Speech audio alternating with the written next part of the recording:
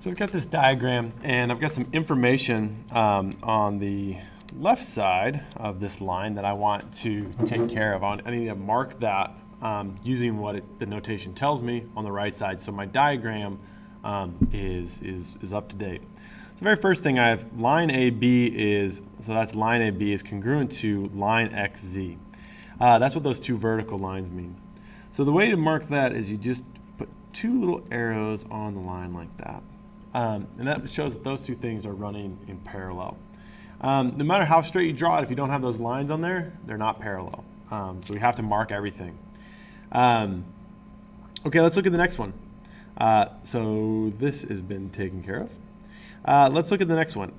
This one is saying that line segment XY is congruent to line segment XT. So I'm just going to start marking. XY is congruent to XT like that. So what those single lines through mean, or any of those hash marks, means that those two line segments are congruent. The very next thing I want to show you something is that T is the midpoint of AB. So T is the midpoint of AB. If I was to do that, because midpoint means each side is equal. If I was to do that, though, I'd be incorrect, because that would imply that A to T is the same as T to X. And I don't know that for certain. So the second time they tell you two things are congruent, we're going to use a double like hash mark kind of symbol to represent that those two things are equal.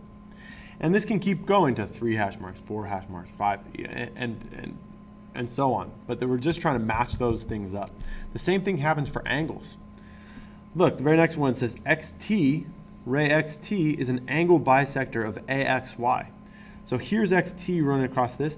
AXY is this whole angle right here, right? And they're saying TX runs right in the middle, so I can do like this. That's saying that this side and this side, those two angles are congruent. They don't look congruent, but as soon as it's a mistake to assume that all of these figures are being drawn to scale. So as soon as I mark it, it's true regardless if it looks true or not true.